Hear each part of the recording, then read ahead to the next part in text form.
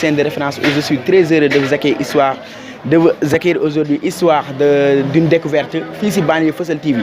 Banlieue Fësël TV lañ wax tey ba tax na ñu seet si benn ndaw boo xamante ne nii nee naa la góor gu baax la nekk góor goo xamante ne ñeme liggéey loolu moom lañ seet tey sama gars yi topp leen ma ñu dem. boo xewoon rek ñun bii place baa ngi boo xoolee yaa njaay place bi sa xel war a mën a dal ndax ki ñuy seet si moom mooy Abdou Wade nekk góor gu baax di ñëw ay ñëw yoo xamante ni dernière génération la nee naa la amul fenn inspiration modèle yi nag moo yëg ñëpp gars yi place baa ngi nii de. mooy Banlieue Fësël TV liggéey le jeune tailleur moom mooy caatu tailleur yi Abdou Wade nii na. waaw moom de fay naa la ci loolu. Abdou tey daa mel ni da ngaa ñëw ak air bu nice air boo xamante ne nii da ngaa free lu waral loolu. waaw si tey moom damaa ñëw air bu am doole. parce que dañoo nekk ay daw. xam rek nekk ci aar bi bu ko trop. kon juste bu ñu demee tey ba nit seet si ñu mel ni Banlieue TV bi dañuy ànd ak fierté quoi loolu moo waral juste sama kontaan bi. ayca mi ngi noonu fierté la mbégte bànneex xumb te legan si lu baax moo tax tey ñu daal di koy seet si Abdou bu ma la bëggoon laaj lan moo la dugal si tailleur loo may wax. waaw juste tailleur li ma ci dugal mun naa ne dafa bëri. dafa bëri trop parce que damay comme juste li doomu mbër naan dama jàngi bëri ndax yàgg-yàgg des na la ñaw man damay doomu tailleur. sama papa nekk tailleur bu mag nekk ci réew mi mu xam ko mu Ibrahima Wade ma juddu tamit topp ci ay tànkam ñu yeete ma ci dëkk ba may nekk ndaw mun naa ne loolu moo gën a ci ba pare ma am amul si tamit bu baax a baax. kon su ma la déggee dëgg day mel ni nit ki li nga doon ak li nga bokk ak li nga boole doonuñu benn ndax ku ne xam na maa ko moo ko ñoo ko danoo bokk mënul te bokkuñu ful tarfakal la ba bëggoon a xam lan nga ñamal xale yi ba tax na lu waay wax rek ñu ne la jeune tailleur lu waay wax rek ñu ne la caatu tailleur bi la ñuy def mu daal di ñuy ñawal confiance boobu nan nga def ba gagné ko si people yi. waa si loolu moom yombul parce que nit ki kenn moomu fi kenn quoi pour man fii lu waaye am rek liggéeyam moo ko may. loolu dëgg la bu ñu demee tamit ba xale yi choisir peut-être jeune tailleur du ci mel mais peut-être suñu borom la mais tamit ak sama xol bu rafet ak gëm sama métier ak gëm tamit sama métier parce que métier da nga koy jàng ba pare tarbiya merci beaucoup dama koo jàng mun ko te xamante ne ciseau bu ñaaw bi man maa ko yor man maay ko wax. ayca ba tax na ko bu baax bi moom moo ko yor moom la jeune tailleur ba ngay commencé ñaata machine nga yoroon benn wala nga doon am. waaw ba may commencé moom yombul quand même yombul waaw yombul parce que ba may commencé machine sax presque mun naa ne aw ma ko woon dama doon dem si yenn sama gars yi di ñawee foofu xam nga rek bu ma demee atelier bi tey suba ma dem atelier bee mais teewul tout le temps rek dama doon ànd ak sama gëm ne man yàgg li ma bëgg dama koy am. ayca mi ngi noonu gars yi def leen ni moom ndax yaakaar naa ne àdduna gëm-gëm rek a si am solo boo xoolee fi mu débuté ak fi mu yegg tey nga xam ne liggéey rek a wóor ndax liggéey moo ko may lii ak képp nga xamante ne tamit yaa ngi yëngu si tailleur da nga gëm sa bopp xam ne liggéey ak ñaw lu baax bañ a trier ba bokkoo si tailleur yi nga xamante ne par exemple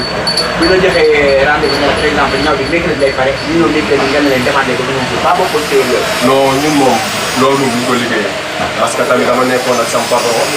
mu gis na jong mu yar ñu si ma nekk si ay tànkam ñaw moom bu la joxee suuf ne la takk ñëwal jël si bala ngaa jël si ñaw bi sax di nga fekk ñu defar la mais fekk teel ko ba mu naa su su boo ñëwee ñu def sa ñaw rek loolu moom ñu ngi liggéey loolu parce que xamuñu ko parce que jàngale wuñu ko dañoo respecté doomu aadama parce que ki la wóor ba jox la fiseem da nga ko defal lu ko satisfaire bu heure bu ñëwee xolam seen bu moo bëri nga naan suba gannaaw suba di ko tàgg ñun moom ñu liggéey loolu ay te gars yi ñoo ko dégg ñu ne yéen a ngi ba tey ci biir Banlieue Fësël TV ñu bëggoon a xam yan façon modèle ngay ñëw. waaw man moom boo xoolee ci li ma ëpp li may pratiqué mooy juste ay ñaw xew ay ñaw cérémonie ay ñaw robe mariage yooyu noonu yëpp daal man de dama koy. ay te kon gars yi ñoo ko dégg noonu léegi moom day ñawal jigéen ñi ba nga yaakaar ne si jigéen ñi rek la ne bu génn daal di jàll si góor ñi kon nag bu ñawalee góor ñi ba pare day génn xale yu ndaw yi nee naa la jéeg-jéeg di jànke yi mairie bàyyiwuñu kenn fii lay xewee fii si le jeune tailleur aca gars yi ba tey yéen a ngi ci biir Banlieue Fësël Abdou le jeune tailleur Abdou ñu bëggoon a xam ndaxte yow li tailleur yi def yaa ngi koy def ndax am nga coro non même pas nag coro moom aw ma ko. waaw coro moom aw ma ko xam nga rek dañoo bëgg a concentré wu ci liggéey bi parce que daw moom boo nee ndaw nekk ci yenn milieu yi téere xale jigéen la lay song ñii peut-être ku si ne am na juste lu lay initié mais ñun moom liñ gëm mooy liggéey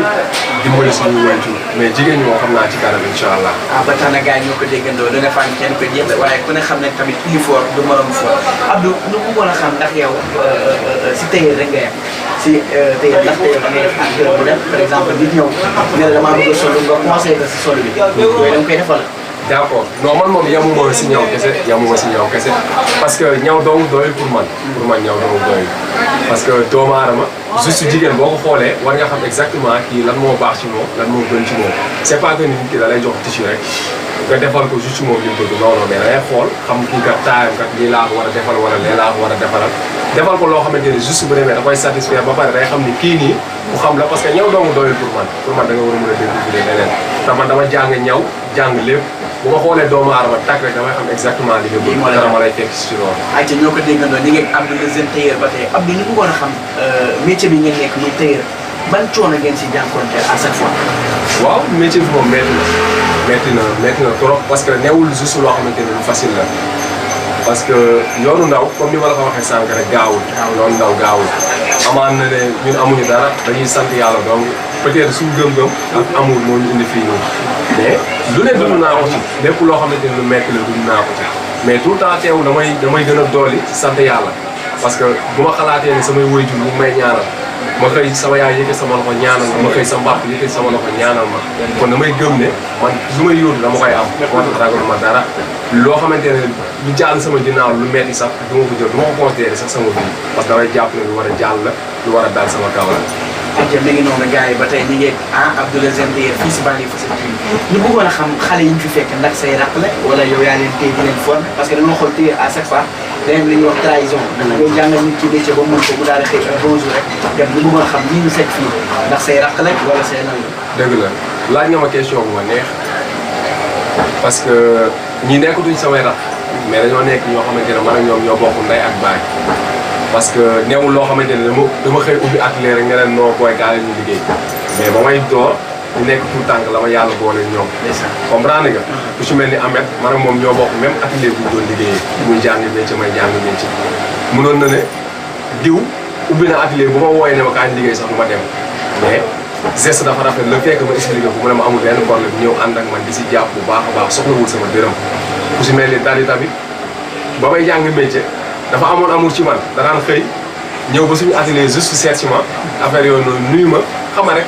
mbégte après mu dem juste ba ma demee ba ubbi atelier tamit ma xool ko xam ne jeune la ba pare bëgg na lu muy def bëgg na dimbali ay waajur ma woo ko ne ko ñëwal sama wet ñu liggéey ñu am bokk bëgg a dimbali seen waajur. ndeysaan gars yi loolu neex na si xol neex na si lépp ba tey yéen a ngi ci biir Banlieue Fësël TV nee naa la fii ku fi jaar fës waaw ku fi jaar moom da ngay fës ñu bëggoon a xam métier bi ñaata at nga si def bañ si duggee léegi ñaata at la war a def. waaw métier bu téer moom man yàgguma ci parce que boo xoolee man téer musul nekk sama rêve musul nekk loo xamante ne xalaatoon naa un bon jour des fois dañ ma ko daan tooñee sax ne ma yow téer ngay mujj comme si que sa papa téer la mais dama doon wax non loolu c'est impossible man jàng laa def parce que man jàng bi soo dem naa sama classe de seconde kon amoon naa amul jàng ku jàng ba dem ba classe de seconde amoon na amul. kon yow duñ la gaaw a nax de. waaw si ay weccet ñi wala laa jox béy non même pas loolu moom man moom yooyu moom parce que damaa bëgg xaalis nag. damaa xaw a bëgg xaalis kenn bañu ko. non damaa bëgg xaalis. ayca ba tey mi ngi noonu mbégte bànneex xumb te déggal si lu baax fii si Banlieue Fësël TV ñu bëggoon a xam le jeune tailleur lan moo ko gën a neex si tailleur ba mu si duggee ba tey. waaw téer li ma si neex nag bëri na. li ma ci neex bëri na. ban jour nga mës a wàcc nag tey kontaan dem débiteurs yi wala nga ànd ak coro bi wala nga ànd ak comme gars yi ñu fi fekk léegi yi nga wax ni dañ leen a jël def leen seen bopp def ñoom ñooy yow yaay ñoom. ñu bëggoon a xam ban jour nga gën a toog sentir ni man ñu téer neex na. neex na waaw question boobu noonu tamit daf may neex trop parce que tey dama nekkoon ci benn atelier boo xamante ne nekk fa ak samay morom ñu jiitu woon mu ci liggéey trop dara woon ma ci liggéey ma ñëw nekkoon koo xamante ne am ñoo xamante ne maa leen mag am ñoo xamante ne ñoom ñoo ma mag ma ñëw ci atelier bi mais juste ba ma fa arrivé mënuma lu bëri te fekk ñi nga xam ne man maa leen magoon sax mën nañ comprendre nga ma nekk ci atelier bi di daj mënuma dara mënuma dagg mënuma ñaw mënuma dara mais juste ba ma njëkkee ñawal benn gel buñ naan Maguette ma ñawal ko benn taybaas mu sol taybaas Maguette ñu ngi koy nuyu waaw kay waaw man tamit maa ngi koy nuyu bu baax ma solo ko taybaas mu toog ci yarama après juste dama ko xool nag xam ne jour boobu laa am yow daal gëm ne qualifié waaw qualifié naa te damay nekk téer loolu bokk na ci li ma gën a neex ci téer kon gars yi mi ngi noonu yéen ñi nekk nga xamante ne nii da ngeen di def dugg ci dara ba mu neex la ngeen daal si génn loolu baaxul si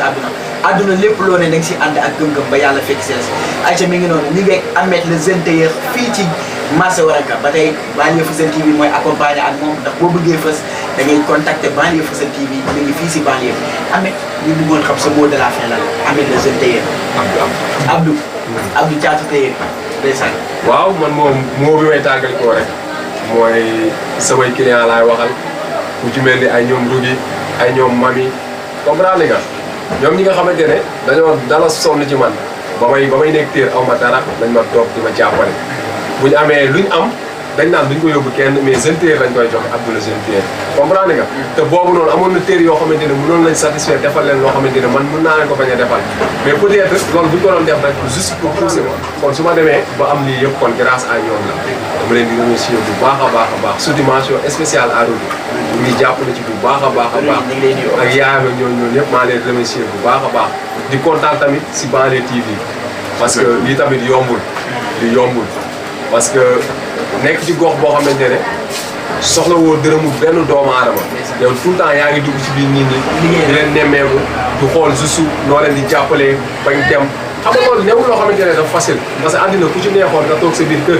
def li nga bëgg a def comprendre nga mais doomu aadama bu bàyyi ay yitteem juste pour ñëw pour dimbali la rek kon loolu noonu newul loo xamante ne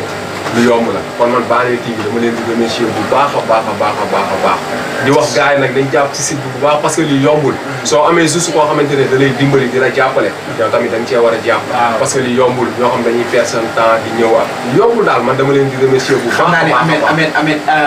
Abdou le jeune tailleur mi ngi waxee avec un cœur lourd d'émotion mesdames messieurs mais nee naa leen lépp fii lay leere Abdou le jeune tailleur Thiatou tailleur ma bëggoon xam ku la bëgg a jot lu muy def sa numéro waaw man moom ku ma bëgg a jot maa ngi ñaari numéro waaw 78 148 28 54. dañ koy wax ndànk gars yi dégg ko li savouré. 78. waaw 148. waaw 28 54. waaw beneen numéro bi 78. 325. 97 95. am nga page Instagram. waaw am naa page Instagram. loo si bind. Abdou Wade 10. Abdou Wade 10 capitaine 10 ñoo koy takk de xam ngeen loolu. waaye non gis moom man la koy bàyyi. dëgg yàlla bàyyi ma jël 10 bi rek ma jël 10 bi rek moom dama koy jox 99 man ma jël 10 bi. acca mi ngi noonu gars yi nii lañ leen ko waxee woon à chaque fois nee naa leen ñun ñu tas yaakaar ndaxte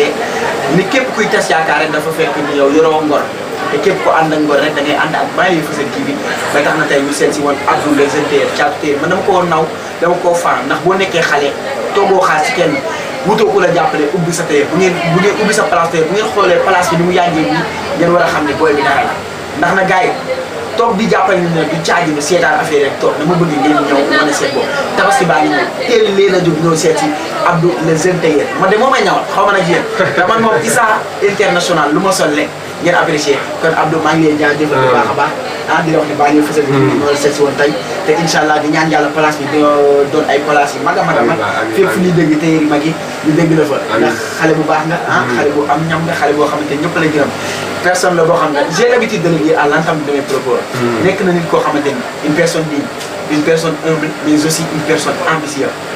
personne ambitieuse nag moo ko gisandoo ndax ñu ngi ko fekk si machine am mu toog di ñëw toogul xaar leen si kenn kon gars yi diñ ko dig dajeeg si beneen émission Fësël TV fii si Banlieue Fësël TV jaa ngeen jëf